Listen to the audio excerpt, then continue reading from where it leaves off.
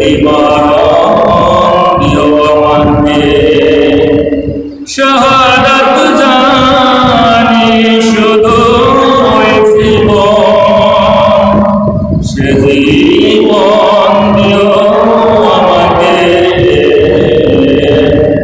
মুক্তি হবে যখন শহীদি মারণ দিও আমাকে। আলহামদুলিল্লাহ, সমস্ত প্রশংসা সেই রবের দরবারে যে রব এই মাইশিলিয়া গ্রামের ছোট্ট একটা ভূখণ্ডের উপরে এই বেহেশতের বাগানে আমার আপনার গুনাহগার বান্দাগুলিকে একত্রিত করেছেন, যে রব একত্রিত করেছেন, সেই রবের দরবারে আমরা অন্তর থেকে খুশি হয়ে বলি আলহামদুলিল্লাহ। সকলের মুখ থেকে কিন্তু এই শুকরিয়া বের হয়নি, এখনই যদি মুখ আসে এখনো সময় পরেই আছে, এই জন্য মুখটাকে দূর করতে হবে। আমরা আরো খুশি হয়ে বলি আলহামদুলিল্লাহ। আমরা যত বেশি শুকরিয়া আদায় করবো খুশি হবে কি? জবানটা খুলে দিয়ে বলতে হবে খুশি হবেন কে? আমরা শুকরিয়া যদি আদায় না করি তাহলে খুশি হবে কি? শয়তান। কে খুশি হবে? শয়তান খুশি হবে। আমরা যদি বেশি বেশি করে শুকরিয়া আদায় করি তাহলে বেজার হবে কি? আল্লাহ বেজার হবে, শয়তান বেজার হবে। আমরা যত বেশি শুকরিয়া আদায় করবো রবে তত বেশি বেজার হবে শয়তান। আর আমরা যদি শুকরিয়া আদায় না করি তবে বেজার হবে কি? প্রশ্নগুলো একটু মানে সহজ কিন্তু কঠিনের মতো বলা হয়। আমরা যদি শুকরিয়া আদায় না করি তাহলে বেজার হবে ওই আরশে আজিমে বসে আছেন যিনি আমাদের রব, তিনি আমাদের উপর অসন্তুষ্ট হবে, ঠিক কিনা? এজন্য 24 hours we have to decline our head to Almighty Allah. We have to say admire to Almighty Allah.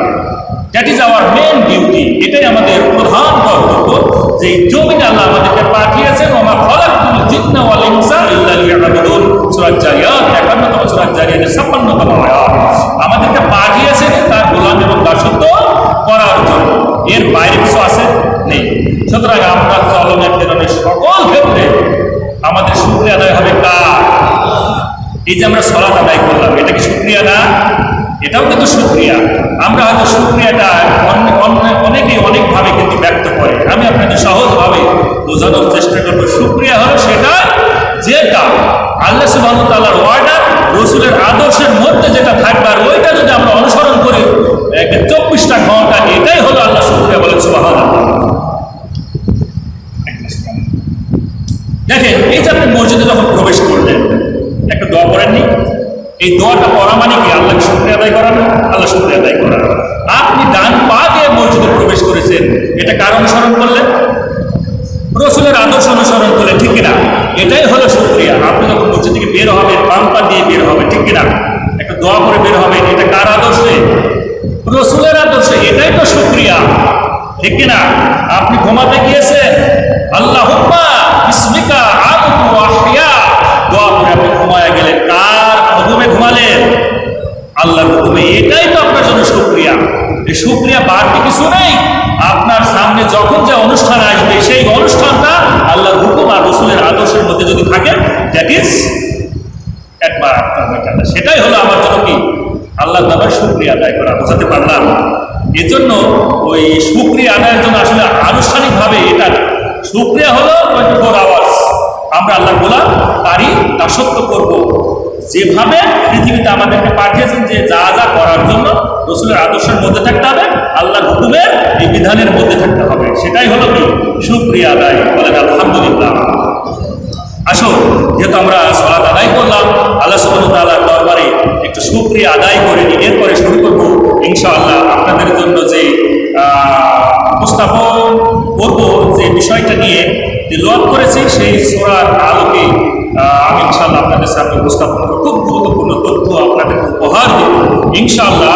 যতক্ষণ সময় লাগে ততক্ষণ যদি আপনারা থাকেন, আমি বিশ্বাস করি আপনারা অত্যন্ত গুরুত্বপূর্ণ তথ্য আমার কাছ থেকে পাবেন। থাকবেন তো? কারা কারা থাকবেন না হাত তুলে দেখায়। লিল্লাহি তাকবীর। থাকবেন না? তাহলে আমি একটু পানি খেয়ে নিলাম।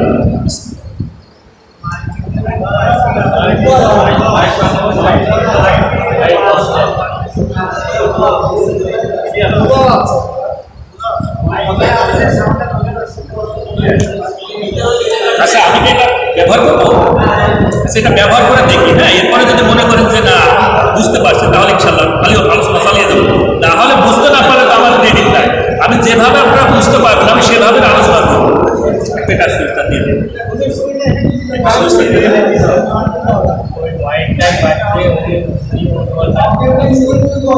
এখানে একটা সুইচটা দেন। শোনেন, আমরা এখানে আছি মাত্র 20 জন, আর বাইরে আছে শত শত মানুষ। বুঝতে পারছেন?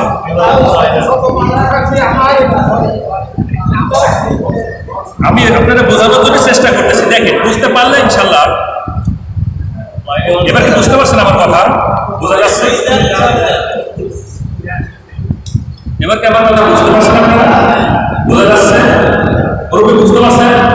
আমার পুরোপুরি যতগুলো বুঝতে পারছি ইনশাআল্লাহ উই আর সাকসেস। জি, আচ্ছা, বুঝতে পারছেন কথা? পুরোপুরি বুঝতে পারছেন? Yes or no? আলহামদুলিল্লাহ। যে কথা আসতেছিলাম, আসুন আমরা রবের দরবারে অন্তরের অন্তঃস্থল থেকে শুকরিয়া আদায় করি। আমার সঙ্গে আপনারা করেন, রব্বানা লাকাল হামদ। একটু জবানটা খুলে দিয়ে, রব্বানা লাকাল হামদ হামদান কাসীরান তাইয়্যিবান মুবারাকান ফীহি ইয়া রাব্বি লাকাল হামদু কামা ইয়ানবাগি লিজালালি ওয়াজহিকা ওয়া লিআযিমি সুলতানিকা ইয়া মুকাল্লিবাল কুলুব সাব্বিত কলবি আলা দীনিকা লাকাল হামদু বিল কুরআন লাকাল হামদু বিল ইসলাম লাকাল হামদু বিল ঈমান আলহামদুলিল্লাহি রাব্বিল আলামিন আলহামদুলিল্লাহি আলা দিল ইসলাম আল্লাহুম্মা রযুকনি শাহাদাতান ফি সাবিলিক ওয়াজআল মাউতি ফি বালাদি রাসূলি বলেন আমিন। আমিন। যে দোয়াটা পাঠ করলাম এর প্রত্যেকটা ঘটনা আপনাদের একটু শুনে তারপর ইনশাআল্লাহ আমরা মূল পর্বে চলে যাব। প্রথমে যে দোয়াটা পড়লাম, রব্বানা লাকাল হামদ ইয়া রাব্বি লাকাল হামদু কামা ইয়ানবাগি লিজালালি ওয়াজহিকা ওয়া লিআযমি সুলতানিকা। এই যে দোয়া, এই বুঝলেন কত?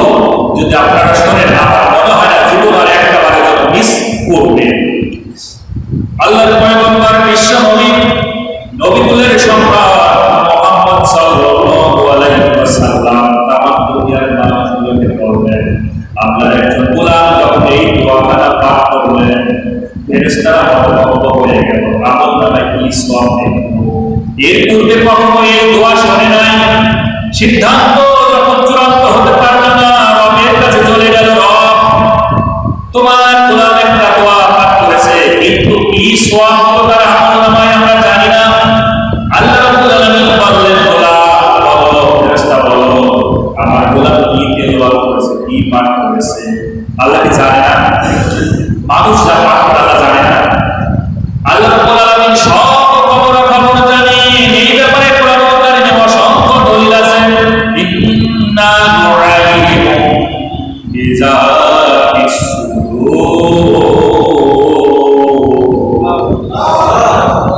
কোরআন তেলাওয়াতের শেষে অবশ্যই তাকবীর দিবেন। কেননা এই তাকবীর কিন্তু আমি বলছি না দেওয়া লাগবে, এই কোরআন বলছে, রব বলছে তাকবীর দেওয়া লাগবে। সূরা বাকারা, দ্বিতীয়তম সূরা বাকারা 185তম আয়াতের শেষে, সূরা হজ 22তম সূরা হজের 37তম আয়াতের শেষে আল্লাহ বলেন, লিতুকাব্বিরুল্লাহ আলা মা হাদাকুম। আমি তোমাকে হেদায়েতের রাস্তা দিয়েছি, আমি তোমাকে মসজিদ দিয়েছি, মাদ্রাসা দিয়েছি, আমি তোমাকে মুসলমান বানাইছি, ঈমান দিয়েছি। সুতরাং আমার কিতাব থেকে যখন কোরআন কারীমের তেলাওয়াত শুনবা, আমার শ্রেষ্ঠত্ব ঘোষণা করতে হবে। ঠিক কিনা?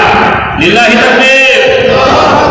জোর হলো না, মনে হচ্ছে তো বৃদ্ধরা বসে আছে, তেমন তো অনেক যুবক ভাই আছে, একবার গলাটা ঠাকুর দিয়ে বলে লিল্লাহি তাকবীর। মাশাআল্লাহ, বোঝা গিয়েছে যে মাইসিলিয়া কিন্তু বৃদ্ধরা সব যুবক, বলে সুবহানাল্লাহ। এখানে যারা বসেছে কেউ বৃদ্ধ না, সবাই যুবক, বলে সুবহানাল্লাহ। বেহেশতের বাগানে যারা যাবে, বৃদ্ধ থাকবে থাকবে এইটা একটা বেহেশতের বাগান। সুতরাং এই বেহেশতের বাগানটা বৃদ্ধ থাকার কথা, সব আমরা যুবক, উই আর নট জেনারেশন। ঠিক না? আল্লাহ রাব্বুল আলামিন যেহেতু মানুষের মনের খবর জানে, সূরা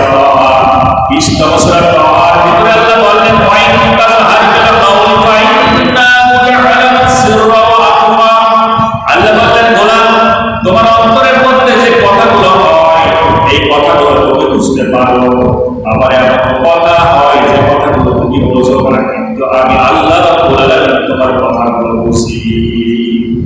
সুবহানাল্লাহ বলবেন না? তার মানে আল্লাহ আমাদের সকল খবর রাখেন। এরপরে ফেরেশতাকে জিজ্ঞাসা করলেন যে আমার গোলাম কি তিলাওয়াত করেছেন? ফেরেশতারা বললেন, রব তোমার গোলাম তিলাওয়াত করেছেন ইয়া রাব্বি লাকাল হামদু কামা ইয়ানবাগি লিজালালি ওয়াজহিকা ওয়া লিআযমি সুলতানিকা।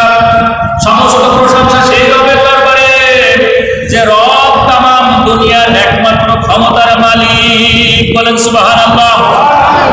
এই যে ভূখণ্ড আছে, এই যে রাজ্য আছে, এই যে সার্বভৌমত্ব, সব কিছুর মালিককে। তোমার গোলাম এটাই স্বীকার করেছে ওয়াকফে ও আমার রব, কিন্তু গোলামের আমল নামায় কি লিখবো আমি তো জানি না, আবার বলে দাও। আল্লাহ রাব্বুল আলামিন বললেন, গোলাম ও আমার ফেরেশতারা শোনো, আমার গোলাম যা যা পাঠ করেছে তুমি আমল নামায় তাই লিখে রাখো। আমি আমার গোলামের আমল নামায় নিজ হাতে ওই আমল নামায় তার সবটা বসায়া দিব। সুবহানাল্লাহ বলবেন না? আমার কথা না বুঝতে পারছেন না নাকি? এই জন্য রেসপন্স পাচ্ছি না। আপনার এখানকার সম্মানিত মেম্বার, এখানকার এই বাইশালিয়া গ্রামের সম্মানিত মেম্বার যদি আপনাকে একটা গিফট দেয়, আচ্ছা এরপরে যদি প্রধানমন্ত্রী আপনাকে একটা গিফট দেয়, বলেন তো দাম কোনটা বেশি?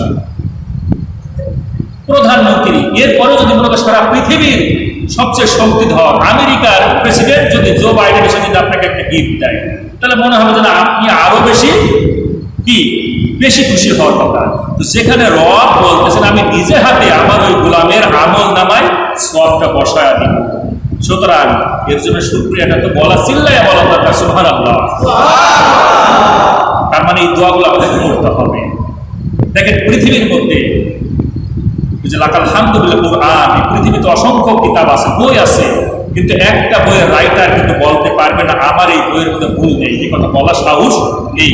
কিন্তু একমাত্র রবই বলেছেন জালিকাল কিতাবুল লা রাইবা ফিহি হুদাল লিল মুত্তাকিন, এই বইয়ের মধ্যে কোনো ভুল নাই। এই বইটা যারা স্পর্শ করবে তারাই পাস করবে। Touch and pass, just if you touch the holy Quran you will pass in your life. আপনি পাস করে যাবেন এই জীবনে, এখানে পাস করবেন, কিয়ামতের ময়দানে আপনাকে পাস করে দিয়ে জান্নাত পর্যন্ত পৌঁছায় দেবেন। বলেন সুবহানাল্লাহ। লাকাল হামদু বিল ঈমান। আমরা কেন ঈমানের জন্য শুকরিয়া আদায় করব? এই পৃথিবীর মধ্যে অনেক প্রতাপশালী আছে। বিল গেটসের নাম শুনেছেন তাই না? অনেকেই। ওর টাকা পয়সার অভাব আছে? অভাব নেই, কিন্তু অভাব আছে একটা জিনিসের। বলেন তো কি জিনিসের? ঈমানের। ওরা কি ঈমানদার? আল্লাহ সুবহানাহু ওয়া তাআলা আপনাকে কত ভালোবাসেন। দেখেন আপনার মতো আমার মতো একটা পা ফাটা মানুষ, একটা ভ্যান চালক মানুষ, একটা রিক্সা চালক, সামান্য দিন মজুরি, এই মানুষটাকে আল্লাহ ঈমান দিয়ে দিয়েছে, যা এই পুরো পৃথিবীর মধ্যে মানে তার যে এত সম্পদ আছে পুরো পৃথিবীর মানুষকে সে খাওয়াতে পারবে। এরপরে আল্লাহ সুবহানাহু ওয়া তাআলা ঈমান দেয় নাই। এই জন্য আপনাকে খুশি হয়ে বলতে পারেন আলহামদুলিল্লাহ। লাকাল হামদু বিল ইসলাম। আল্লাহ চাইলে কিন্তু আমাদেরকে খ্রিস্টানের ঘরে বানাতে পারতেন, ঠিক কিনা? ইসরায়েলের ঘরে বানাতে পারতেন, হিন্দুদের ঘরে বানাতে পারবে, কিন্তু আল্লাহ তা না বানায় আমাদেরকে বানিয়েছে মুসলমানের ঘরে। এটা কিন্তু আমাদের বিশাল একটা ক্রেডিট, ঠিক কিনা? ইচ্ছা করলেও কিন্তু এই পাওয়াটা সহজে কিন্তু পাওয়া যায় না, যেহেতু আমাদেরকে মুসলমান বানিয়েছেন যে রব, এই রবের দরবারে আমাদের খুশি হয়ে বলা লাগবে লাকাল হামদু বিল ইসলাম। ইন্না দিনা ইনদাল্লাহিল ইসলাম। এখানে আল ইসলাম আলিফ লাম দিয়ে আল্লাহ স্পষ্ট করে দিলেন। যখন আমরা ইংলিশ কথা বলি যে please this book you keep on the table, এই বইটা তুমি টেবিলের উপর রাখো, তখন টেবিলের আগে যদি ডি ব্যবহার করা হয় তখন স্পেসিফিক বলা হয় যে ওই টেবিলের উপর বইটা রাখো। আর যদি বলা হতো যে এ টেবিল মানে যে কোনো একটা টেবিলের উপরে, আল্লাহ সুবহানাহু ওয়া তাআলা বলেন ইন্না দিনা ইনদাল্লাহিল ইসলাম, নিশ্চয় আমি একমাত্র তোমাদের জন্য ধর্ম হিসেবে মনোনীত করেছি ইসলামকে। মানে আল্লাহ এখানে আলিফ লাম দিয়ে স্পষ্ট করে দিলেন যে আর কোন ধর্ম আল্লাহ সুবহানাহু ওয়া তাআলার কাছে কি পছন্দনীয় নয়, একমাত্রই হচ্ছে ইসলাম। আর সেই ইসলামের মধ্যে আল্লাহ সুবহানাহু ওয়া তাআলা আমাদেরকে দীক্ষিত শিক্ষিত বানাইছেন। এজন্য বলি সুবহানাল্লাহ। আল্লাহ সুবহানাহু ওয়া তাআলা আমাদেরকে তৌফিক দান করুক। আমরা এই যে শাহাদাতের মৃত্যু সবসময় কামনা কেন করব? স্বাভাবিক মৃত্যু আর শাহাদাতের মৃত্যুর মধ্যে পার্থক্য আছে না? পার্থক্য আছে। আমাদের প্রত্যেকটা মানুষের কিন্তু চাওয়া থাকা উচিত যেন আমি শাহাদাতের মৃত্যু বরণ করি। বলেন সুবহানাল্লাহ। আল্লাহ সুবহানাহু ওয়া তাআলা আমাদের এই আশাকে পূরণ করেন, বলেন আমিন। আল্লাহ রাব্বুল আলামিনের পয়গম্বর মুহাম্মদের ছাত্র ওমর ইবনুল খাত্তাব রাদিয়াল্লাহু তাআলা আনহু সব সময় আল্লাহর কাছে দোয়া করতেন, আল্লাহুম্মা রযুকনি শাহাদাতান ফি সাবিলি ওয়া মা রব, আমাকে শাহাদাতের মৃত্যু আপনি আমায় নসিব করেন। ওয়াজআল মাউতি ফি বালাদি রাসূলিক, আল্লাহ আমাকে যেখানেই শাহাদাত দাও না কেন যেন অবশ্যই রাসূলের দেশে যেন আমার শাহাদাত হয়। উমর ইবনুল খাত্তাবের এই দোয়া কিন্তু আল্লাহ অ্যাকসেপ্ট করেছিলেন। আল্লাহ রাব্বুল আলামিন এই দোয়া কবুল করার কারণে তাকে কিন্তু শাহাদাতের মৃত্যু দিয়েছিলেন, ঠিক কিনা? এই শাহাদাতের মৃত্যু কেন এত গুরুত্বপূর্ণ, কেন আমরা আমাদের ভিতরে ধারণ করব, বাসনা করব? আল্লাহ রাব্বুল আলামিন কোরআনুল কারীম সূরা আল ইমরান, সূরা আল বাকারা, দ্বিতীয়তম সূরা আল বাকারা 154তম আয়াতের ভিতরে বলেন, ওয়ালা তাকুলু লিমান ইয়াকুতালু ফি সাবিলিল্লাহি আমওয়াত বাল আহইয়াউ ওয়ালাকিন লা তাশউরুন। আল্লাহ রাব্বুল আলামিন অনুরূপভাবে সূরা আলে ইমরান 3তম সূরা আলে ইমরানের 159তম 69তম আয়াতে কারিমার ভিতরে জানিয়ে দিলেন, ওয়ালা তাহসাবান্নাল্লাযীনা কুতিলু ফি সাবিলিল্লাহি আমওয়াতা বাল আহইয়াউ ইনদা রাব্বিহিম। এই যারা আমার রাস্তায় মারা যায়, যারা শহীদে মৃত্যুবরণ করে, যারা ইসলামের জন্য মৃত্যুবরণ করে, কোরআন প্রতিষ্ঠার জন্য যারা মৃত্যুবরণ করে, ও পৃথিবীর মানুষ, এই মানুষটাকে তোমরা স্বাভাবিক মৃত্যু বলো না। এটা কিন্তু মরে যায় না, এই মানুষ কিন্তু মরে যায় না, এই কিন্তু জীবিত। এই কথাটা শাহাদাতের মৃত্যু যদি কেউ নসিব হয়ে যায়, আল্লাহ নিষেধ করছে ওদেরকে বলো না যে স্বাভাবিক মৃত্যু হয়েছে, ওরা মারা গেছে, এই কথা বলো না। আল্লাহ নিজেই বলতেছেন ওরা ওরা জীবিত। যে মানুষ জীবিত থাকে সেই মানুষের খাবার লাগে না, খাবার লাগে না। আল্লাহ নিজে বলতেছে যদি শাহাদাতের মৃত্যু তার হয়ে যায় তাহলে তোমরা তাকে বলো না যে সে মারা গেছে, সে জীবিত আছে। তাহলে জীবিত থাকলে তো তার খাবারের প্রয়োজন হয়, ঠিক কিনা? আল্লাহ রাব্বুল আলামিন কোরআনুল কারীম সূরা আল ইমরানের 169তম আয়াতের শেষের দিকে বললেন,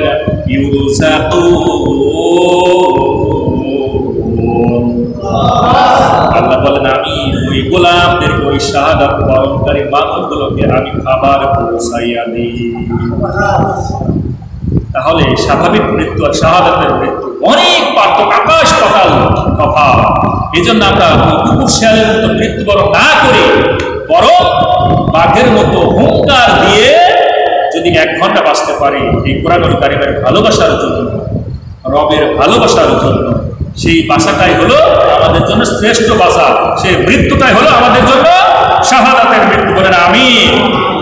আল্লাহ বললেন যারা আমার খুশির জন্য, যারা আমার খুশির জন্য মৃত্যুবরণ করে, আল্লাহ সুবহানাহু ওয়া তাআলা সূরা লাইল 92তম সূরা লাইলের একেবারে 20তম আয়াতে বললেন, এই পৃথিবীর মধ্যে আমার যে গোলামগুলো আমার সন্তুষ্টির জন্য যারা কাজ করে, আমার সন্তুষ্টির জন্য যারা চলাফেরা করে, আমার সন্তুষ্টির জন্য খাওয়া দাওয়া করে, আমার সন্তুষ্টির জন্য সে যত রকমের এই পৃথিবীতে চলাফেরার ক্ষেত্রে কাজ করে আমার সন্তুষ্টির জন্য, আল্লাহ বলে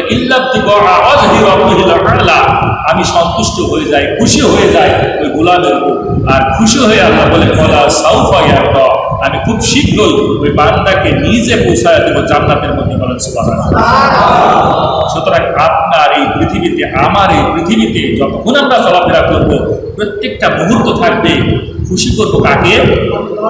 এই আল্লাহকে খুশি করতে গিয়ে, রবকে খুশি করতে গিয়ে যদি তাম পৃথিবী আমার শত্রু হয়ে যায়, তাহলে আমরা কাকে বেছে নেব? আল্লাহকে বেছে নিব না ওই তাম দুনিয়ার মানুষকে বেছে নিব?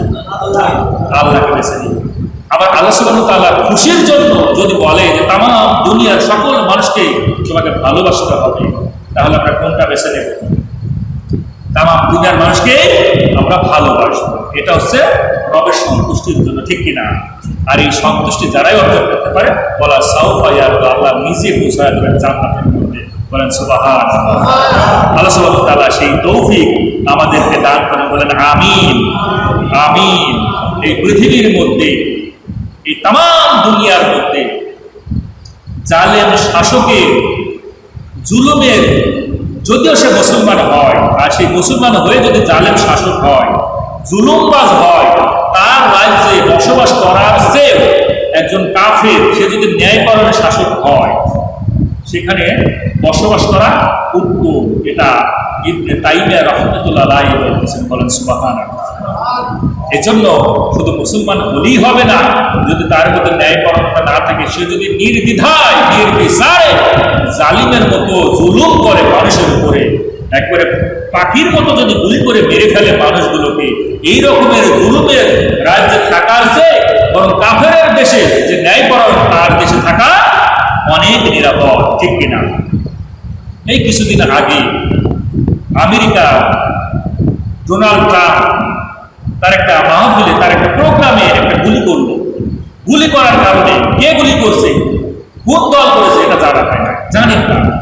সঙ্গে সঙ্গে কি করলেন, জো বাইডেন ঘোষণা দিলেন যে তিনি আর এই নির্বাচনে দাঁড়াবেন না, তিনি আর নির্বাচন করবেন না, এবং কয়েকজন পদত্যাগ পর্যন্ত করে দিয়েছেন। আর আমাদের দেশে এমনই অবস্থা, শাসকরাই শোষণ করতেছে জনগণের উপরে, শাসকরাই নির্যাতন করতেছে নিরীহ মুসলিমদের উপর, শাসকরা এই দেশের মধ্যে অরাজকতা বিশৃঙ্খল সৃষ্টি করতেছে। আপনি তাদেরকে পা ধরে যদি টান দেন, তাও এরা পিলার ধরে থাকবে, তাও ওই গদি থেকে নামতে চাইবে না। কি যে মজা আছে, কি যে মধু আছে, আল্লাহ সুবহানাহু ওয়া তাআলা তো ভালো জানেনি, এরাও কিন্তু ভালো জানে, ঠিক কিনা? এজন্য আল্লাহ সুবহানাহু ওয়া তাআলা আমাদের এই বাংলাদেশকে একটা সুখী সমৃদ্ধশালী বাংলাদেশ এবং ন্যায়পরায়ণ একটা শাসক দিক, এবং যেন কোরআনুল কারীম অনুযায়ী এই দেশটা পরিচালিত হোক, জাকাত ভিত্তিক রাষ্ট্র ব্যবস্থা হোক, সুদ উৎখাত হয়ে যাক, এবং এখানে নামাজ প্রতিষ্ঠা হয়ে যাক, সৎ কাজ সমাজে সমাজে, দেশে দেশে, এবং ওই থানায় থানায়, ইউনিয়নে ইউনিয়নে, পরিবারের মধ্যে যেন এস্টাবলিশ হয়ে যায়। আর যত অসৎ কর্ম আছে, অসৎ কাজ আছে, এই জন্য সমাজ থেকে, পরিবার থেকে, দেশ থেকে উৎখাত হয়ে যায়, সেই তৌফিক আপনার রব, আমার রব, তাম দুনিয়ার রব দান করে। বলেন আমিন, বলেন আমিন। আল্লাহ সুবহানাহু ওয়া তাআলা রবের লাখো শুকরিয়া। আপনাদের সামনে আমি 3টা আয়াত কারিমা তিলাওয়াত করেছি। সূরা আল বাকারা, দ্বিতীয়তম সূরা আল বাকারার 168তম আয়াত, দ্বিতীয়তম যে আয়াতটা পাঠ করলাম সেটাও সূরা আল বাকারার 172তম আয়াত, এবং 23তম সূরা আল মুমিনুনের 51তম আয়াত। এই 3টা আয়াত কারিমা আমি তিলাওয়াত করেছি। আরেকটা হাদিস আমি তিলাওয়াত করেছি, সেটা হলো তিরমিজির 2989 নম্বর হাদিস। আবু হুরায়রা বর্ণনা করতেছেন যে আল্লাহ রাসূল বলতেছেন যে একজন মুসাফির, তার গায়ে ধুলাবালি, মাথার চুলগুলো উস্কো ফুস্কো, সফর থেকে এসে আল্লাহর দরবারে দোকানে হাত তুলে বলতেছেন ইয়া রব্বি, ইয়া রব্বি, আল্লাহর কাছে ডাকতেছে যে সেজন্য তার ভাগ্যের চাকাটা ঘুরিয়ে দিই, তাকে জন্য আল্লাহ সুবহানাহু ওয়া তাআলা সব কিছু দিক। কিন্তু আল্লাহ রাসূল বলতেছেন ওয়া মাতআমুহু হারাম, তার খাদ্যে ভেজাল, ওয়া মাশরাবুহু হারাম, তার পানির মধ্যে ভেজাল, এরপরে ওয়া মাল বাসরাহু হারাম, সে যে পরিধান করে পোশাক সেটাও হারাম, এরপরে তার জীবন জীবিকা সেটাও হারাম। তাহলে আল্লাহ সুবহানাহু ওয়া তাআলা কিভাবে তার দোয়া কবুল করবে? কবুল করবে? করবে না। তার মানে কিতে কিতে ভেজাল, আমাদের খাবারের মধ্যে ভেজাল, পানি খেতে গেলে পানিটাও ভেজাল, পোশাকটাও ভেজাল, আবার আমাদের জীবন জীবিকা সবগুলোই ভেজাল, হারাম। তাহলে কি আল্লাহ আমাদের দোয়া কবুল করবে? কথা বলুন, করবে? করবে না। সুতরাং এই কবুল করতে গেলে তাহলে কি প্রয়োজন? হারাম থেকে বাঁচার জন্য কি দরকার? হালাল দরকার, তাই না? হারাম আর হালাল এই দুটা জিনিস তো, ঠিক কিনা? একটু মাথায় ক্লিয়ার করবেন, একটু বোঝার চেষ্টা করবেন। তার মানে এই পৃথিবীতে আপনি যদি 1 মাস আল্লাহর ইবাদত না করেন, 1 মাস আপনি আল্লাহর ইবাদত করলেন না, এরপরে যদি আপনি ইবাদত বন্দী করে আল্লাহ ইচ্ছা করে ক্ষমা করে দিতে পারেন, ঠিক কিনা? আল্লাহ চাইলে তাকে ক্ষমা করে দিয়ে জান্নাতে দিতে পারেন। কিন্তু আপনি যদি 1 মাস না খেয়ে থাকেন, বাঁচবেন? বাঁচতে পারবেন? 1 মাস যদি কেউ না খেয়ে থাকে, বাঁচতে পারবে? পারবে না। তার মানে এই পুরো পৃথিবীর মধ্যে আমাদের বাঁচার জন্য, জীবনকে পরিচালনা করার জন্য সবচেয়ে গুরুত্বপূর্ণ জিনিস সেটা কি? সেটা কি? খাদ্য, ফুড সায়েন্স, খাদ্য বিজ্ঞান, এই এটা আমাদের সবচেয়ে বড় প্রয়োজন। তার মানে এই খাবার যদি আমাদের ঠিক হয়ে যায়, কারণ আমাদের এই যে শরীরটা গঠন হয়েছে, আমরা বহুকোষী প্রাণী। আমরা কি কোষী? বহুকোষী। আজকে আমি ইন্টারমিডিয়েটে ক্লাস নিয়েছিলাম বায়োলজির উপরে, প্রাণী বিজ্ঞানে। আমি আমার স্টুডেন্টদের এই ডাইজেশন অ্যান্ড অ্যাবজর্পশন নিয়ে পড়াচ্ছিলাম। সেখানে ওদেরকেও কিন্তু আমি এই কথা বললাম, আমরা হচ্ছে বহুকোষী প্রাণী। আমাদের যে শরীরে সমস্ত কিছু দেখতেছেন, আমরা খাবার খেয়ে খেয়েই তো এত বড় হয়েছে, ঠিক কিনা? এই খাবার যদি আমরা না গ্রহণ করতে পারতাম, তাহলে কি আমাদের এই শরীর থাকতো না। আমি যে তিনটা আয়াত তেলাওয়াত করেছি, তিন ক্যাটাগরির মানুষকে আল্লাহ সম্বোধন করেছেন। প্রথম আল্লাহ বললেন, ইয়া আইয়ুহান নাস, ও পৃথিবীর মানুষ শোনো। আল্লাহ সুবহানাহু ওয়া তাআলা ডাক দিলেন, ও পৃথিবীর মানুষ শোনো, আমি তোমাদেরকে মেসেজ দিব।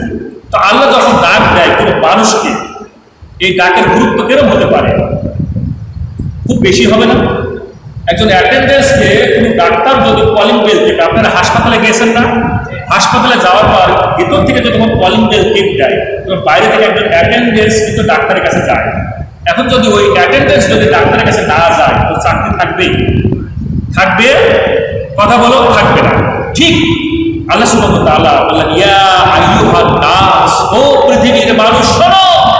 আল্লাহ এই ডাকটা দিয়েছেন একটা নয়, দুইবার নয়, তিনবার নয়, 10টা সূরার 22টা আয়াতে 22 বার আল্লাহ 22টা মেসেজ দিয়েছেন। বলেন সুবহানাল্লাহ।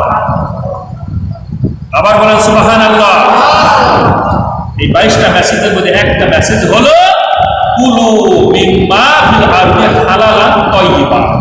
এই পৃথিবীর মধ্যে আমি যত খাবার দাবার যা কিছু দিয়েছি, তোমরা কি খাবা?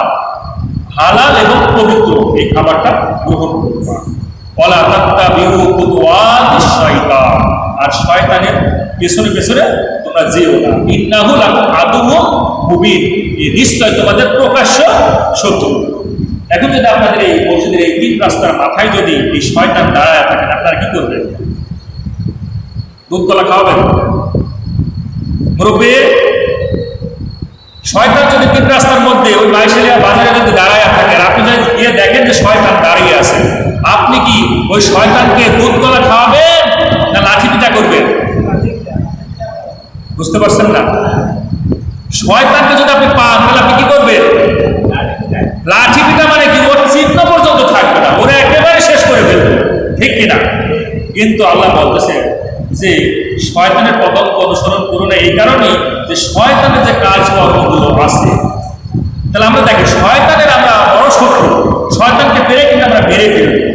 এখন বলেন তো, বাজারে গিয়ে টিভির সামনে স্টার জলসা দেখা, জি বাংলা দেখা, স্টার মুভি দেখা, জি সিনেমা দেখা, এই যে চিত্র জগতের এই বেহায়াপনা, নির্লজ্জ এই মানুষদেরকে দেখা, এটা কি শয়তানের কাজ না কোনো মুসলমানের কাজ? তাহলে এটাকে আমরা কিভাবে ভালোবাসি? আচ্ছা, বিড়ি খাওয়া ভালো না খারাপ, এটা কার কাজ? শয়তানের কাজ, ঠিক কিনা? হ্যাঁ, মিথ্যে কথা বলা, এটা শয়তানের কাজ না মুসলমানের কাজ? শয়তানের কাজ। মসজিদে আযান হয়ে এলে আসা, এটা মুসলমানের কাজ, আর না আসা, এটা কি মুসলমানের কাজ? কার কাজ? শয়তানের কাজ। তাহলে আমরা শয়তানের কাজগুলোকে কিন্তু বড় ভালোবাসতেছি, কিন্তু শয়তানকে পেলে মেরে ফেলবো। বিষয়টা কেমন হলো না? বরং শয়তানকে যদি আপনি মার দিয়ে চান, শয়তানকে যদি আপনি মেরে ফেলতে চান, তাহলে শয়তানের কাজগুলোকে বন্ধ করে দিতে হবে। শয়তানের কাজগুলো বন্ধ করে দেওয়া মানেই হলো শয়তানকে আমরা দুর্বল করে ফেললাম, ঠিক কিনা? এই কারণে আল্লাহ রাব্বুল আলামিন বললেন, ইয়া আইয়ুহান নাস, ও পৃথিবীর মানুষ শোনো, কুলু মিম্মা ফিল আরদি হালালান তাইয়্যিবা। এই পৃথিবীর মধ্যে আমি যত খাবার দিয়েছি, যত প্রকারের খাদ্য দিয়েছি, হালাল খাবারগুলো তোমরা খাও, আর যে খাবারগুলো পবিত্র আছে সেগুলো তোমরা ভক্ষণ করো। আল্লাহ রাব্বুল আলামিন এবার শুধু মানুষকে বললেন না, এবার ডাকলেন। সূরা আল বাকারা, দ্বিতীয়তম সূরা আল বাকারার 172তম আয়াতের ভিতরে বললেন, ইয়া আইয়ুহাল্লাযীনা আমানু। ঈমানদার কারা? আমরা যারা এখানে বসে আছি, আমরা কি মানুষ না ঈমানদার? বলেন, আমরা মানুষ না ঈমানদার? দুটাই, আমরা মানুষও আবার ঈমানদার। আমি আপনাদেরকে একটু আরো বুঝাইয়া বলবো, আগে এই ঘটনাটা শুনে নিন। আল্লাহ রাব্বুল আলামিন এবার ঈমানদারকে ডাক দিলেন, ও ঈমানদার শোনো, আল্লাহ একটা সূরার মধ্যে নয়, দুইটা সূরার মধ্যে নয়, 20টা সূরার মধ্যে 89 বার, 89টা আয়াতে 89 বার আল্লাহ ডাক দিয়ে বললেন, আমি 89টা মেসেজ তোমাদেরকে দিয়েছি, তার মধ্যে একটা মেসেজ হলো কুলু মিন তাইয়িবাতি, কুলু মিন তাইয়িবাতি মা রাযাকনাকুম। আমি তোমাদেরকে যে খাবারগুলো দিয়েছি, হালাল পবিত্র খাবার দিয়েছি, সেখান থেকে তোমরা ভক্ষণ করো। ওয়াশকুরু লিল্লাহি, ওয়াশকুরু লিল্লাহি ইন কুনতুম ইয়্যাহু তা'বুদুন। সত্যি যদি মসজিদে এসে প্রকৃতপক্ষে আমারই গোলামি করতে চাও, এই মসজিদে এসে যদি তুমি নামাজ সত্যিকার অর্থে আদায় করতে চাও, আমারে যদি সত্যিই তুমি খুশি করতে চাও, অবশ্যই তুমি হালাল উপার্জন, হালাল খাবার তুমি ভক্ষণ করবা। এই কথাটা কার? কথাটা কার? জবানটা খুলে দিয়ে বলতে হবে। যারা কথা বলবেন না আমি বুঝে নিব তারা হারাম খান, যদি কথা নাই বলবেন আমি বুঝে নিব এখানে তারা হারাম খান। হারাম যদি নাই খাবেন তাহলে কথা বলা লাগবে। এই মুখ কে দিয়েছেন? জবান কে দিয়েছেন? জিহ্বা কে দিয়েছেন? আল্লাহ কিন্তু এই তথ্য দিয়েছেন সূরা রহমান 55তম সূরা রহমানের 1 থেকে 4 পর্যন্ত আয়াতের মধ্যে আল্লাহ বললেন, আর-রহমানু আল্লামাল কুরআনা খালাকাল ইনসানা আল্লামাহুল বায়ান। আল্লাহ ডাক দিয়ে বললেন, তিনি সেই রহমান যিনি বানিয়েছেন, তিনি দিয়েছেন কোরআন, বানিয়েছেন ইনসান। আমরা যেন জবানটা খুলে দিয়ে তারই করি গুণগান। তার মানে তিনি রহমান যিনি দিয়েছেন কোরআন আর বানিয়েছেন ইনসান আমাদেরকে, যেন আমরা এই জবানটা দিয়ে একেবারে মধুর সুরে তারই করি গুণগান। ঠিক কিনা? তো এখানে মসজিদে এসে চুপ থাকা তো ভালো না, কারণ মুখ আপনাকে দিয়েছেন আল্লাহর প্রশংসা করার জন্য, রেসপন্স করার জন্য। সুতরাং চুপ থাকবেন না, একটু রেসপন্স করবেন। আমার বিশ্বাস আপনাদেরকে আমি এই অনেক তথ্য আমি উপহার দিব।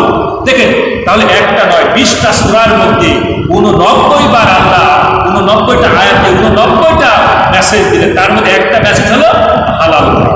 কি খাও? হালাল খাও। সত্যি যদি তোমরা আমারই গুণগান করে থাকো, আমারই ইবাদত করে থাকো, এখন হালাল না গেলে কি ইবাদত হবে? এই আর থেকে প্রতীয়মান হয় না? আল্লাহ রাব্বুল আলামিন মানুষগুলোকে বললেন, ইমানদারদেরকে বললেন, এবার নবী রাসূলদেরকেও ছাড় দিলেন না, নবী রাসূলদেরকেও বললেন, ইয়া আইয়ুহার রাসূল কুলু মিনাত তাইয়্যিবাত ওয়া আমালু সালিহা।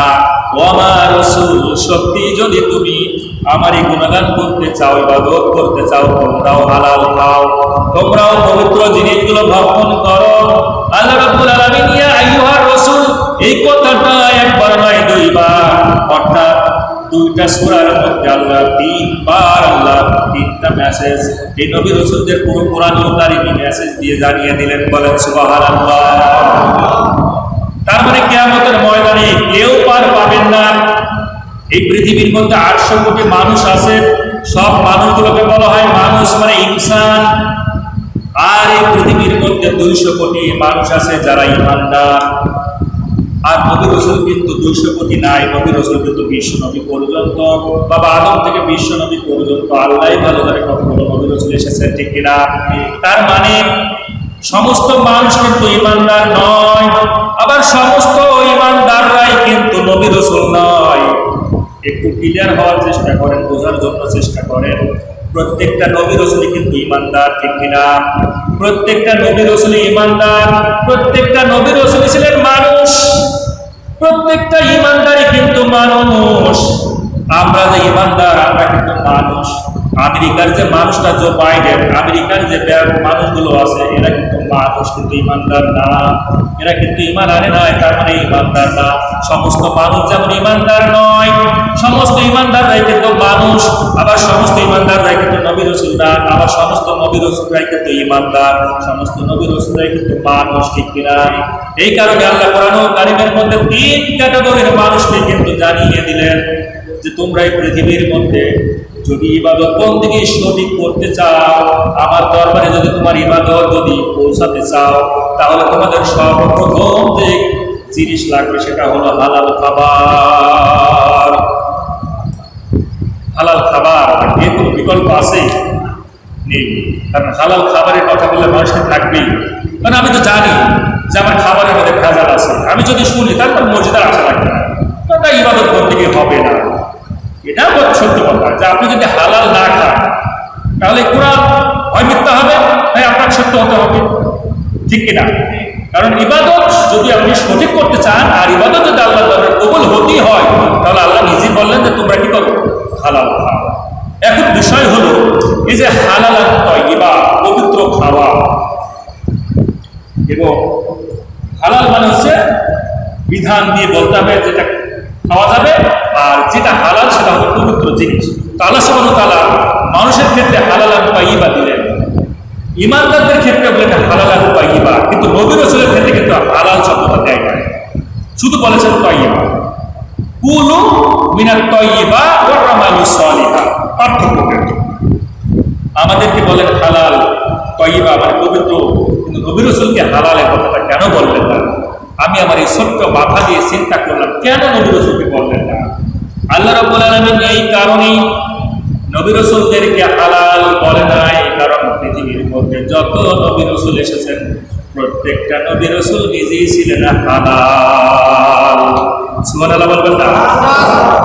পৃথিবীর প্রত্যেকটা নবী রাসূল কি ছিলেন? হালাল ছিলেন। এরা নিজেই তো হালাল। আমরা কি গর্ব করে বলতে পারবো যে আপনি হালাল? এখানে কেউ বসে আছেন বলতে পারবেন যে আপনি হালাল? একবারে বলতে পারবেন যে আপনার জীবনে কোনো গুনাহ হয়নি, আপনার জীবনে কোনো অপরাধ হয়নি, আপনি একটা কবিরা গুনাহ করেননি, আপনি সগীরা গুনাহ করেননি, এ কথা কি বলতে পারবে? কিন্তু নবী রাসূলরা কি ছিলেন? নিষ্পাপ ছিলেন। তারা নিজেরাই তো হালাল। তো হালালের পূর্বে কি আল্লাহ হালাল দিবে?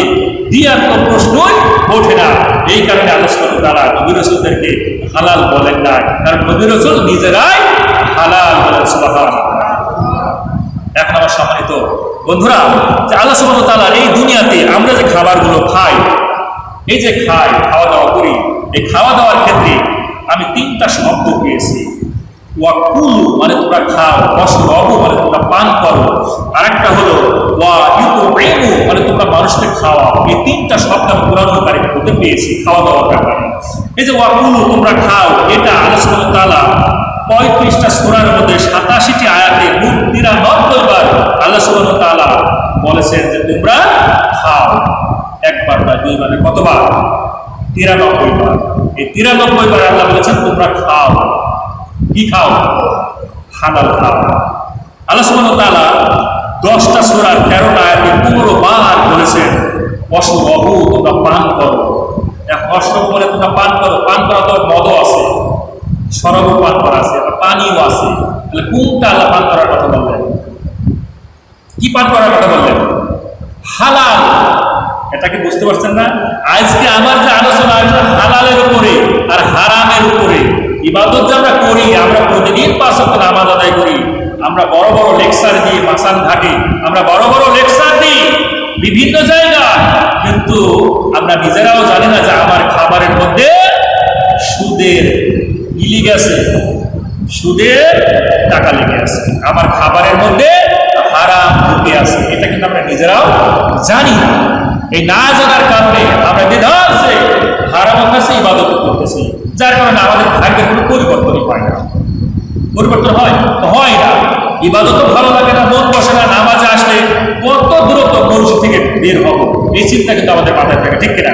এখানে বসেছিলেন কিন্তু অনেকগুলো মানুষ, আস্তে আস্তে উঠে গেছে, কারণ ভালো তো লাগবে না। পৃথিবীতে কোরআনুল কারীমের কথা যদি আপনার ভালো না লাগে, আর কি কথা ভালো লাগবে বলতে পারবেন?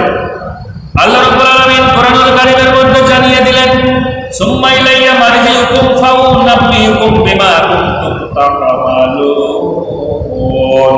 এই তামাম দুনিয়ার মধ্যে তুমি যা যা করেছো তোমার প্রত্যেকটা চোখের পাতার আমি হিসাব নিব। তোমার চোখের পাতা যে তুমি ফেলেছো, কি কাজে ফেলেছো, আর এই সময়টা তুমি কোন কাজে ব্যয় করলা, ওই সময়টার হিসাব কিন্তু আমি নিব। এই যে আমরা মসজিদে বসে আছি, কোরআনুল কারীমের অনুষ্ঠানে বসে আছি, এই সময়টা কি আমরা আল্লাহর সময়ের জন্য নাকি? এটাকে আমরা আল্লাহর কাজে ব্যয় করতেছি না? আমরা কোরআনের পিছনে আসি, হাদিসের পেছনে বসে আছি, আমরা আল্লাহর সন্তুষ্টি লাভের জন্য।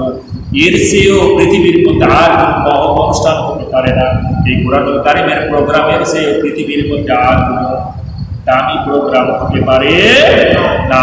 সুতরাং আপনি দামি প্রোগ্রাম থেকে যখন কম দামি প্রোগ্রামের দিকে রওনা হয়েছেন, তার মানে বোঝা যাবে যে আপনি ইবাদত করেন, আপনার খাওয়ার মধ্যে ভেজাল আছে, আপনার চলাফেরার মধ্যে ভেজাল আছে, আপনার পানির মধ্যে ভেজাল আছে, যার কারণে ভেজাল ঢুকে ঢুকে আপনার পুরো শরীরটা ভেজাল হয়ে গিয়েছে। আপনার মসজিদ এলে ভালো লাগে না, কোরআনের কথা ভালো লাগে না, হাদিসের কথা ভালো লাগে না, হক কথা আপনার ভালো লাগে না। না ভালো লাগার কারণ একটাই হলো, আপনি আল্লাহর কোরআনের উপর নিজেকে প্রতিষ্ঠিত রাখতে পারেন না। এইসব করা আমার মনে হয় না কোনো মানুষের কাজ থাকে। হয় সে টিভির সামনে যাবে, আর হয় পানের বাটার সামনে যাবে, যে বাটা থেকে পান খাবে, আর হয়তো পিক ফেলবে, এছাড়া আর কি করতে পারে, তাই না? এছাড়া কোনো কাজ নেই। এই কোরআনের প্রোগ্রাম যদি ভালো না লাগে, আর ভালো লাগবে এই প্রোগ্রাম। তো দেখেন, আল্লাহ সুবহানাহু ওয়া তাআলা এই খাওয়ার ব্যাপারে অনেকগুলো তথ্য দিলেন। এখন নবী রাসূলদের সময় কিন্তু এত রোগ শোক হয় না, বালা মুসিবত হয় না, কিন্তু আমাদের এত রোগ বালা কেন হয়, তাই না? আমাদের তো বলেন তো একটা কমন রোগের নাম বলেন তো, যে এই রোগটা মানুষের দায়। একটা কমন রোগ কি? গ্যাস্ট্রিক। গ্যাস্ট্রিক যে নাই, এরকম মানুষ খুঁজে পাওয়া যাবে? আমার মনে হয় এখনো যদি আমরা ট্যারে হাত দিই, গ্যাসের বড়ি পাওয়া যেতে পারে, ঠিক কিনা? গ্যাসের বড়ি কিন্তু পাওয়া যেতে পারে। তার মানে এই যে রোগ বালা এত কিছু কেন হয়, এই হওয়ার পিছনে আমি কারণ খুঁজেছি। এই কারণ হলো যে আমরা যে খাবারগুলো খাই, এই খাবারগুলো সুন্নাহ পদ্ধতিতে খাই না। কি পদ্ধতিতে খাই না? সুন্নাহ পদ্ধতিতে। খুব গুরুত্বপূর্ণ তথ্যগুলো মনে রাখবেন। আমরা যে খাবারগুলো খাই, ভক্ষণ করি, এই খাবারগুলো সুন্নাহ পদ্ধতিতে খাই না। সুন্নাহ মানে কি? রাসূল যেভাবে খেয়েছে সেই পদ্ধতিতে তো আমাদেরকে খাওয়া লাগবে। দ্বিতীয় হলো যে আমরা আমাদের খাবারগুলো যে সুন্নাহ পদ্ধতিতে কিন্তু খাই, কিন্তু সে খাবারগুলো হালাল আছে না? অনেকে কিন্তু সুন্নাহ পদ্ধতিতেই খায়, কিন্তু দেখা গেল খাবার হালাল, তাহলে ঠিক হলো না। আবার যে আমরা যে খাবারের শুরুতে, শেষে এবং মাঝখানে কিভাবে খেতে হবে, এগুলো কিন্তু আমাদের অনেকেই জানা নেই। 4 নম্বর হলো যে আমরা যে খাবারগুলো খাই, অনেক সময় এই খাবারগুলো অপচয় করে ফেলি। কতটুকু খেতে হবে, কতটুকু পেটের মধ্যে ফাঁকা রাখতে হবে, এটা না জানার কারণে দাওয়াত খাওয়ার সময় কতটুকু খেতে হবে, আর বাসা বাড়িতে আমার নিজের বাড়িতে কতটুকু খাবো, এইগুলো কিন্তু আমরা কি জানি না। না জানার কারণে দেখা গেল যে দাওয়াত খেতে গেলে একবার টুটি পর্যন্ত চলে যায়, আর বাসা বাড়িতে নিজের বাড়িতে খেতে গেলে নাভি পর্যন্তই চলে আসে। এটা আমার নিজের বাড়ি, তো বেশি খাবার খেলে তোমার চাউল বেশি লাগবে, আর যখন আমরা দাওয়াত খেতে যাবো একবারে টুটি পর্যন্ত চলে যায়। তার মানে বোঝা যায় যে এই খাওয়ার সুন্নাহটা আমরা ঠিক মতো পালন করি না, যার কারণে আবার দেখা যায় যে আমরা হালাল এবং উৎকৃষ্ট, হালালও খাবার খাই, উৎকৃষ্ট খাবারও খাই, কিন্তু তাকওয়া বিহীন, মানে আল্লাহর ভয় আমাদের মধ্যে একদমই নাই। তাহলে সে হালাল খান আর সুন্নাহ পদ্ধতিতে খান, তো কোনো ক্ষেত্রে কাজ হবে না, কারণ তার ভিতরে কোনো তাকওয়াই নাই, মানে আল্লাহর ভয় কিন্তু তার মধ্যে একদমই নাই। তাহলে হবে না। এই কারণগুলোর কারণেই দেখা যায় যে আমাদের শরীরে কারো ডায়াবেটিস, কারো হাই প্রেশার, কারো জার, কারো ফ্যারিঞ্জাইটিস, ডিউটেনাম আলসার, পেপটিক আলসার, কারো হচ্ছে হার্টবার্ন, বিভিন্ন রকমের অসুখ বিসুখে আমাদের জীবনকে একেবারে ঝালাপালা হয়ে যায়, ঠিক কিনা? তো এখান থেকে বাঁচতে হলে তো অবশ্যই আমার কি ফলো করতে হবে বলেন তো? বাঁচতে হলে কি জানতে হবে, কি আমাদেরকে মানতে হবে? সমাধান চাও যদি জীবনে মরণে, ফিরে যাও বুঝে নাও চোখ রাখো কোরআনে, ঠিক কিনা? সমাধান, সবাই বলে সমাধান চাও যদি জীবনে মরণে, ফিরে যাও বুঝে নাও ঝপরা কোরআনে এ তো চির অম্লান চির মুক্তির ডাক এ যে মহামানী খোদারি কালামে ডাক।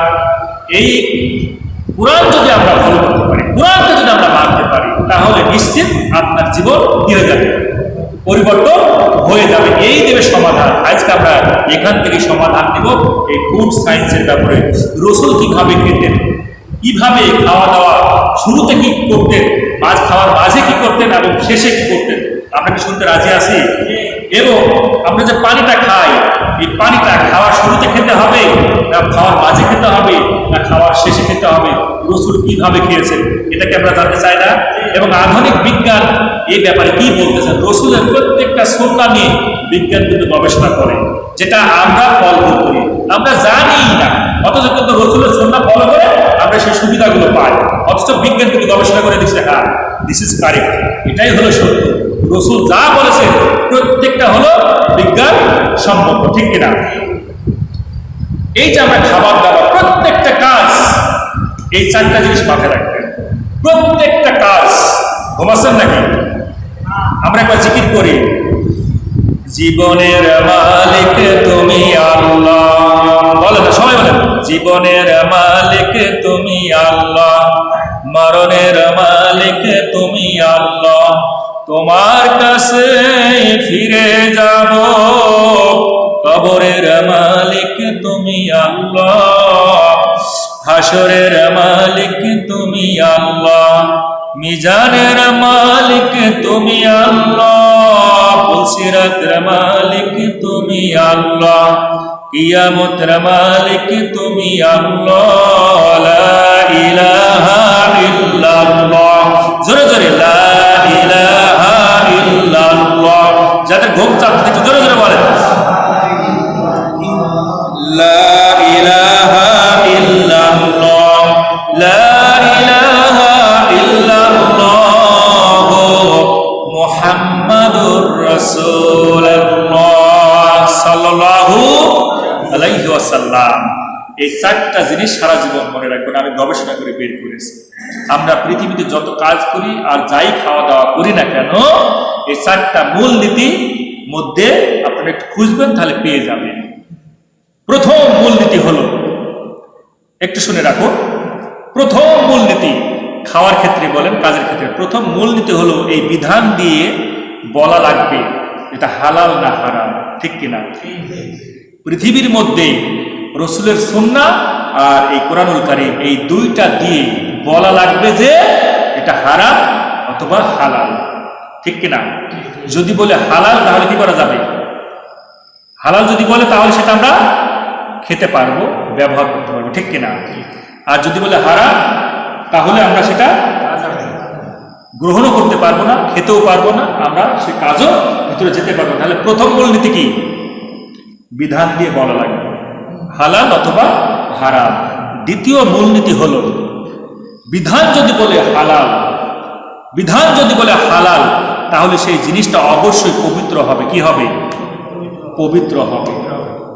বিধান যদি বলে ওটা হারাম, তাহলে নিশ্চিন্তে বুঝতে হবে ওই জিনিসটা হচ্ছে অপবিত্র। কি হবে? অপবিত্র। 3 নম্বর মূলনীতি হলো, যদি দেখেন যে বিধান বলছে হালাল, জিনিসটাও পবিত্র, তাহলে ওই জিনিসের মধ্যে, ওই খাবারের মধ্যে লুকিয়ে আছে কল্যাণকর জিনিস, বলেন সুবহানাল্লাহ। আর যে জিনিসটা কল্যাণকর, সেই জিনিসটা যখন আমরা আমাদের জীবনে ব্যবহার করব, আমরা ভোগ করব, নিশ্চয় আমাদের দেহের মধ্যে কোনো ক্ষতি হবে না, ঠিক কিনা? তার 4টা মূলনীতি পেলাম। হারামের ক্ষেত্রেও তাই। হারাম যদি, বিধান যদি বলে হারাম, সুন্নাহ যদি বলে হারাম, তাহলে বুঝতে হবে ওই জিনিসটা কি? অপবিত্র। আর অপবিত্র জিনিসের মধ্যে লুকিয়ে থাকে কি? অকল্যাণকর জিনিস, ক্ষতিকর জিনিস। আর ক্ষতিকর জিনিস যদি আমরা তারপরেও ব্যবহার করি, আমরা খাওয়া দাওয়া করি, তাহলে বুঝতে হবে আমাদের কি হবে? ডায়াবেটিস হবে, হাইপার টেনশন হবে, করোনায় ধরবে, বিভিন্ন রোগ শোক বালা মুসিবত হবে, ঠিক কিনা? তবে মুমিনদেরও কিন্তু এই ধরনের রোগ হয়, তবে সেটা বোঝা যায়, ঠিক কিনা? ক্ষতিকর জিনিস যখনই ঢুকবে, ব্যাকটেরিয়া যখনই ঢুকবে, ভাইরাস যখনই ঢুকবে, প্রোটোজোয়া যখনই ঢুকবে আমার শরীরটাকে একবারে তছনছ করে দেবে, ঠিক কিনা? এবার আসুন প্র্যাকটিক্যাল, এবার আপনাদেরকে বুঝান। এই যে পানিটা, আমার এক গ্লাস পানি দিলেন, এই পানিটা যদি আমি ডান হাত দিয়ে খাই তাহলে এটা কি হালাল না? হালাল না? একই গ্লাস, এর ভিতরে পানি, একই পানি, এবার আমি বাম হাত দিয়ে খেলাম, তাহলে কি হলো?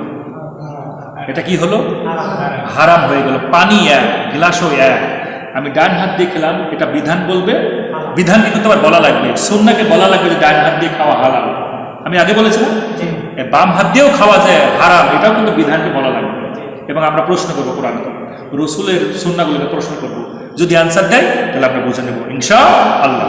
তবে একই গ্লাস, একই পানি, ডান হাত দিয়ে খেলাম হালাল, বাম হাত দিয়ে খেলাম হারাম।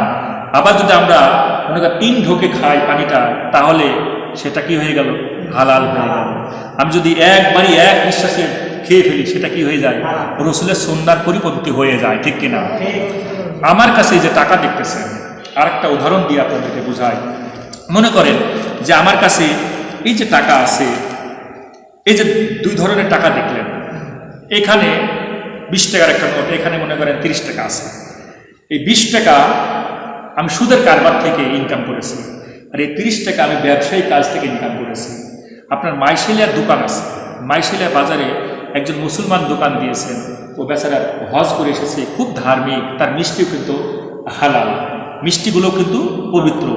এখন আপনি এই টাকাটা দিয়ে তার কাছ থেকে মিষ্টি কিনে খেলেন, বলেন তো এটা হারাম হবে না হালাল হবে?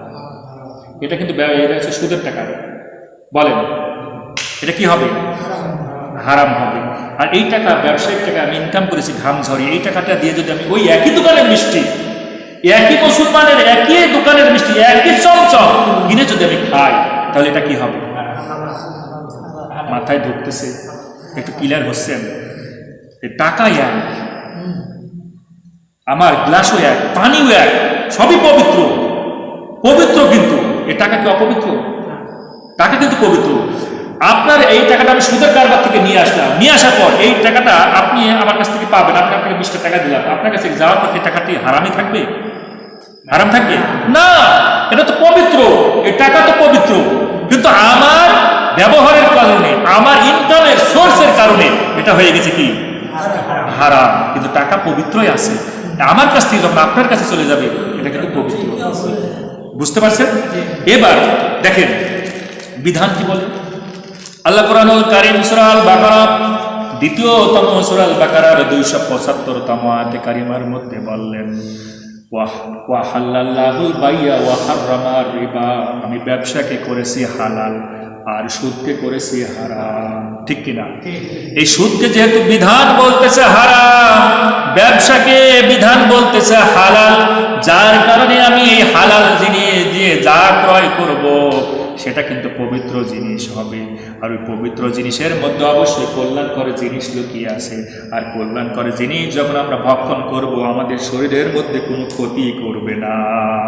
মসজিদে এসে আল্লাহর কাছে দুখানা হাত তুলতে যতটুকু দেরি, রবের দরবারে আমাদের চাওয়া কিন্তু কবুল হতে তত দেরি হবে না। এই কারণে আমাদেরকে হালাল খেতে হবে, রসুলের সুন্নাহ মোতাবেক খাওয়া দাওয়া লাগবে। আমরা হালালি খাবার খেলাম, কিন্তু যদি রসুলের সুন্নাহ মোতাবেক না হয় সেটা কিন্তু আবার হারাম হয়ে যাবে, ঠিক কিনা? আপনি ইনকাম করলেন ব্যবসায়িক টাকা, ব্যবসা টাকা দিয়ে ইনকাম করলেন, সব কিছু করলেন, খাবারও কিনলেন হালাল, সব কিছু হালাল, কিন্তু খাওয়ার সময় কিন্তু আপনি রসুলের সুন্নাহ ফলো করলেন না, রসুলের নিয়ম মাফিক পূরণ করলেন না, তার মানে আপনার খাওয়াটা কিন্তু হারাম হয়ে যায়, ঠিক কিনা? এই জন্য আমাদের প্রত্যেকটা ক্ষেত্রে আমরা অনুসরণ করব কাকে? আল্লাহকে অনুসরণ করব, আর রসুলের সুন্নাহকে যদি আমরা অনুসরণ করতে পারি সেটাই আমাদের জন্য সবকিছু হালাল হয়ে যায়। এখন আমার সম্মানিত বন্ধুরা, এই যে গ্লাসের পানিটা দেখতেছেন, আল্লাহ রসুল বললেন তোমরা ডান হাত দিয়ে খাও, ফায়ালকুলু, তোমরা খাও, বিয়ামিনিহি, ডান হাত দিয়ে খাও, ওয়াশরাবু, তোমরা পান করো, বিয়ামিনিহি, ডান হাত দিয়ে পান করো। আল্লাহ রসুল বললেন ফাইন্না শাইতান, নিশ্চয় শয়তান, ইয়াকুল, তিনি খায়, শয়তান খায়, বিশিমালিহি, বাম হাত দিয়ে খায়, ওয়াশরাবু বিশিমালিহি, সে পান করেও বাম হাত দিয়ে। তার মানে রাসূল বললেন শয়তান বাম হাত দিয়ে খায়, আর ডান হাত হলো মুসলমানের হাত। ডান হাত দিয়ে যারা খায় তারা হলো হালাল ভাবে খায়, ঠিক কিনা? তার মানে আমার হাত তো কিন্তু হারাম হয়ে যায় না। হাতকে হারাম হারাম না, এটা দিয়ে যে ব্যবহার করলাম এটাই হলো হারাম হয়ে যায়। তার মানে বিধান বলতেছে যে বাম হাত আর ডান হাতে পার্থক্য, কিন্তু বিধান বলে দিচ্ছে যে কোনটা হারাম আর কোনটা হালাল। বোঝা গেল? মদ খাওয়া হারাম না হালাল? হারাম। মদের মধ্যে কি লুকিয়ে আছে? নিশ্চয় খারাপ কিছু লুকিয়ে আছে। মদ যখন খারাপ কিছু লুকিয়ে আছে, এরপরে ওই জিনিসটা যখন আমরা খাই, আমি হাদিসের ভিতরে দেখলাম এবং কোরআনুল কারিমের ভিতরে দেখলাম, তার মস্তিষ্ককে কি করে দেয়? বিকৃতি করে দেয়। মস্তিষ্ককে কি করে দেয়? বিকৃতি করে দেয়। আল্লাহ রসুলের ছাত্র আব্দুর রহমান সাহাবী নামাজ পড়তে দাঁড়িয়েছে, তখন কিন্তু মদ হারাম ছিল না। কেবল হারাম হবে এরকম একটা পরিস্থিতির মধ্যে এই নামাজে দাঁড়িয়ে নামাজ গেছে ভুল হয়ে। কারণ মদ খেলে তো স্বাভাবিক মস্তিষ্ক বিকৃত হয়ে যায়।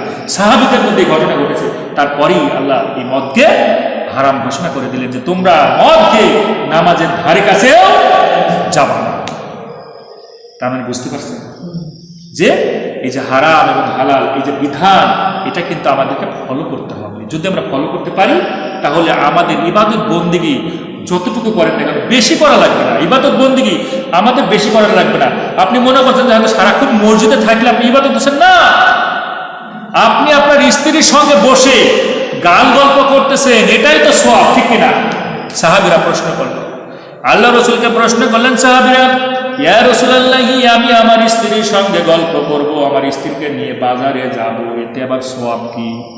আল্লাহ রসুল বললেন, ও আমার সাহাবী শোনো, তুমি যদি তোমার স্ত্রীর জায়গায় যদি স্বামীকে নিয়ে যেতে, তোমার কোনো বান্ধবীকে যদি নিয়ে যেতে, যদি বাজারে যেতে, তাহলে কি হতো?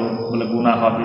যদি ওটাই গুনাহ হয় তাহলে স্ত্রীকে নিয়ে গেলে অবশ্যই সওয়াব হবে, ঠিক কিনা?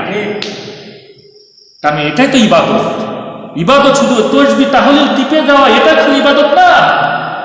যখন যে সময়, যখন যে মৌসুম আসবে, আপনার সামনে যেটা বাঁধবে সেটাই আপনি ফলো করবেন কি দিয়ে? বিধান দিয়ে, রাসূলের আদর্শের মধ্যে থেকে। এটাই হলো আপনার জন্য কি? ইবাদত। আর এই ইবাদতটা যদি আপনি সুষ্ঠুভাবে করতে পারেন তাহলে প্রত্যেকটা ক্ষেত্রে আপনি কি পাচ্ছেন? নেকি পাচ্ছেন। প্রত্যেকটা ক্ষেত্রে আপনি সওয়াব পাচ্ছেন। আল্লাহ রসুলের ছাত্র আব্দুল্লাহ ইবনে আমর ইবনুল আস রাদিয়াল্লাহু তাআলা আনহু থেকে বর্ণিত, আল্লাহ রসুল বললেন, কিয়ামতের ময়দানে আমার উম্মতের মধ্য থেকে একজনকে আল্লাহ ডাক দিবেন। তামাম সমস্ত পৃথিবীর মানুষগুলো কিয়ামতের ময়দানে দাঁড়ায় যাবেন। ওই দাঁড়ানো অবস্থায় ওই বান্দাকে ডাক দিয়ে বলবেন, এসো, এদিকে গায়ে এসো। আসার পর তার সামনে তার যে নথিপত্র, এই পৃথিবীতে যা যা করেছে এই রকমের কিতাব, এই রকমের তার যে নিবন্ধন খাতা, একটা নয়, দুইটা নয়, 99টা নিবন্ধন খাতা তার সামনে হাজির করা হবে। আর এক একটা খাতা এত বড়, আল্লাহ রসুল বললেন, তোমার চোখের দৃষ্টি যত দূর চলে যাবে তত দূর পর্যন্ত এই খাতার পরিধি। এই রকমের 99টা খাতা তার সামনে হাজির করা হবে। আর সমস্ত আমল নামা তাকে যখন দেখানো হবে, বলা হবে, আল্লাহ জিজ্ঞাসা করবে, ও গোলাম তুমি বলো, এই যে তোমার আমল নামা, এটা ঠিক আছে না ভুল আছে? গোলাম বলবে, রব আপনি যা যা লিখেছেন, আপনার ফেরেশতা কিরামান কাতিবিন যা কিছু লিখেছে কোনো ভুল নাই, আমি দেখেছি সব একেবারে পুঙ্খানুপুঙ্খ রূপে লিখিত আছে। আল্লাহ রাব্বুল আলামিন বললেন, তুমি বলো এই যে যা কিছু এগুলো কি সব ঠিক আছে? তোমাকে যে বিচারের আওতায় নিয়ে এসেছে, বলে হ্যাঁ সব ঠিক আছে। আল্লাহ রাব্বুল আলামিন গোলামকে ডাক দিয়ে বলবে, শোনো, এতক্ষণ তো তোমার আমল নামা দেখলাম, এত কিছু দেখলাম, এই যে সব তুমি যে গুনাহ করেছো এত কিছু দেখলাম, কিন্তু তোমার একটা নেকি বাক আছে, তোমার একটা নেকি কিন্তু আমার কাছে জমা আছে। আল্লাহ রাব্বুল আলামিন এই একটা কাগজ, ছোট্ট একটা কাগজ বের করবে, আর ওই কাগজটা দেখাইয়া বলবে, গোলাম এই কাগজটা তোমার সওয়াব, এটা একটা পাল্লায় দেওয়া হবে, আর এই 99টা খাতা আর একটা পাল্লায় দেওয়া হবে।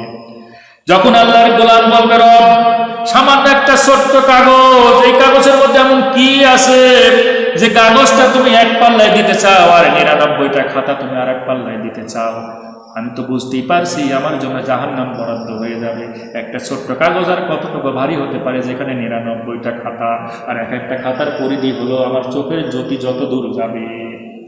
আল্লাহ রাব্বুল আলামিন ফেরেশতাদেরকে বলবেন, এবারে নিক্তি নিয়ে আসো, দাড়িপাল্লা নিয়ে আসো। দাড়িপাল্লা যখন নিয়ে আসা হবে, ওই কাগজটা যখন একটা পাল্লায় রাখা হবে, আর 99টা খাতা যখন রাখা হবে, ওই 99টা খাতাকে হালকা করে দিবে মাত্র একটা কাগজ। ওই কাগজের মধ্যে লেখা আছে, আল্লাহ রাব্বুল আলামিন বললেন, ওই কাগজের মধ্যে লেখা আছে, আশহাদু আল্লা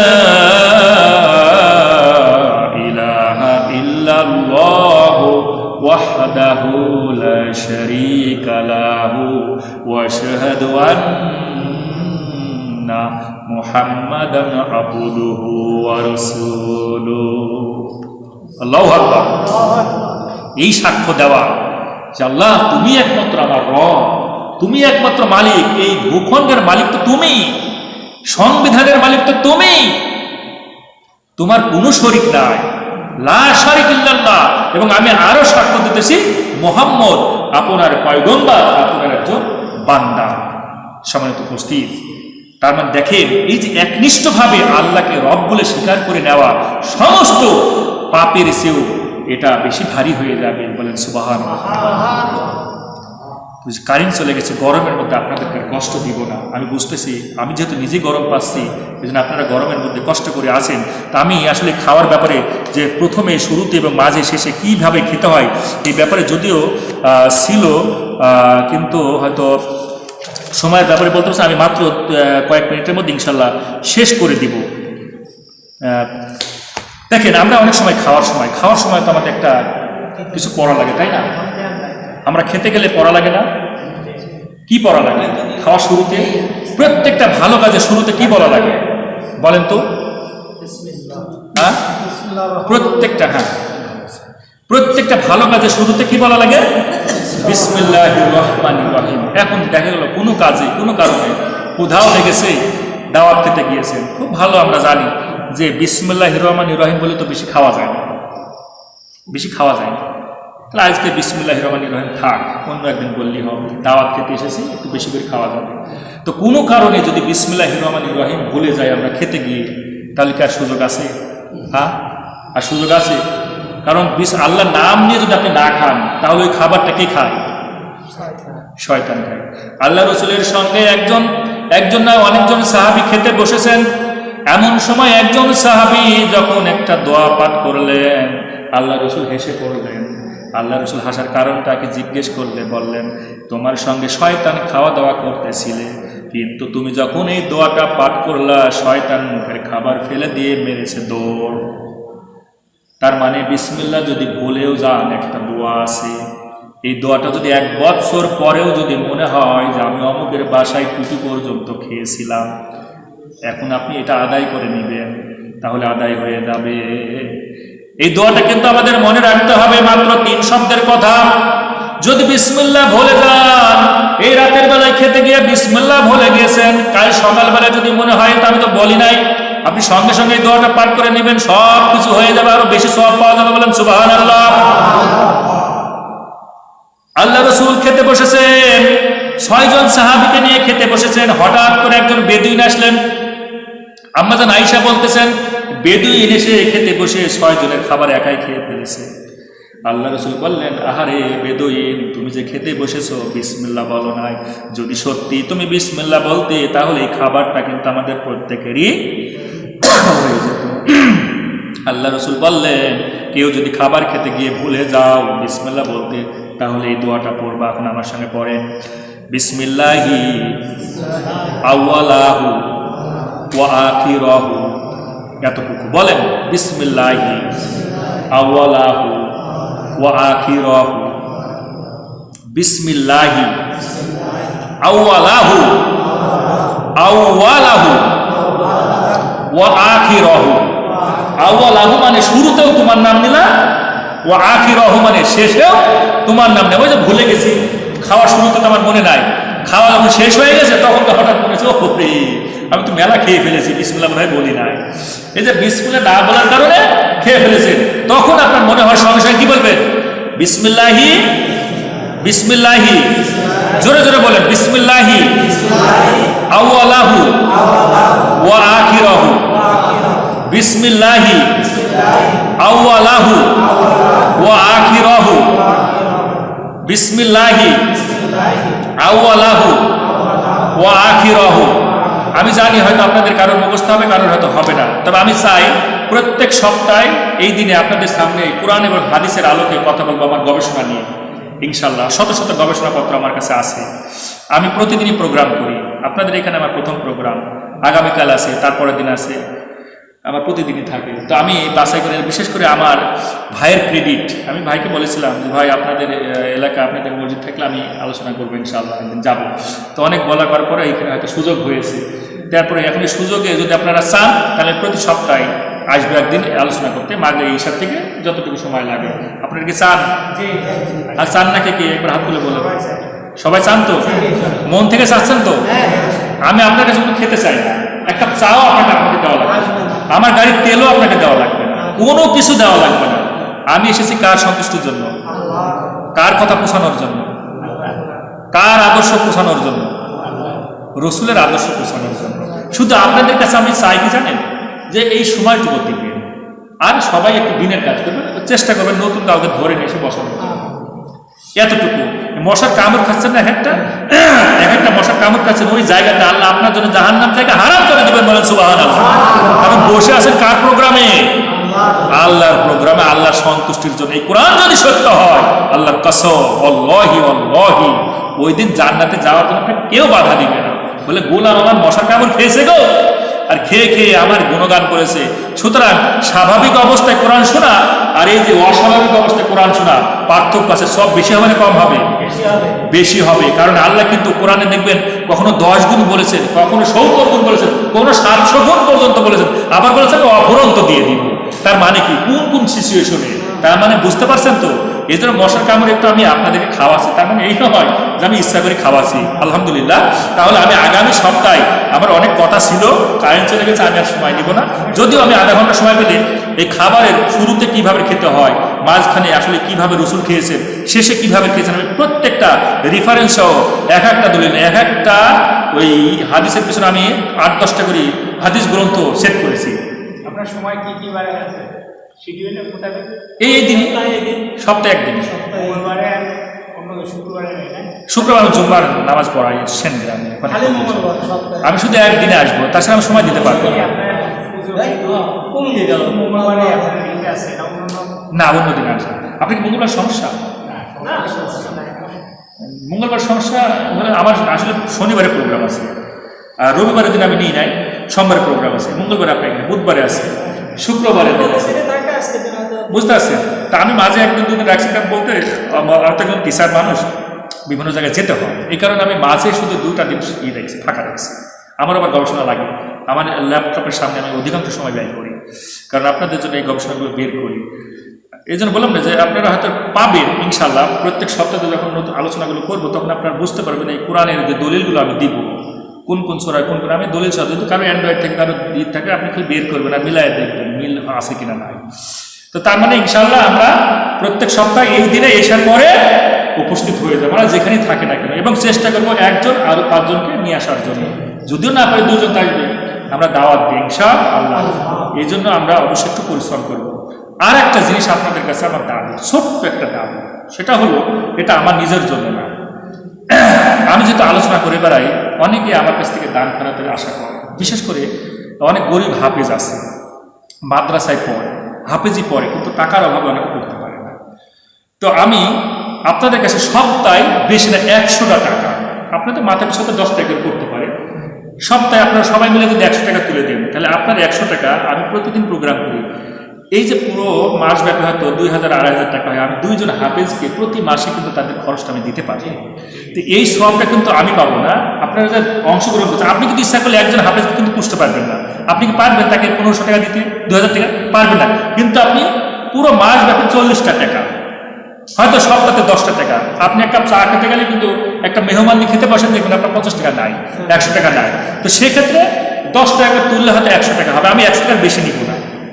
এটা আমার জন্য, আমি আগেই বলতেছি, এই টাকাটা আমি হাফেজ, বিশেষ করে যারা মানে হাফেজি পড়তেছে তাদেরকে আমি একেবারে গরিব যারা তাদের পেছনে আমি এটা মাসিক দিয়ে দেবো, এটা আপনাদের কাছে দাবি। এরপরে যদি বলেন যে না আমরা দিব না, আমি আপনার কাছে বলবো। বুঝতে পারছেন? আল্লাহ সুবহানাহু ওয়া তাআলা তৌফিক দান করুন। তাহলে আমরা দোয়া করে দিই।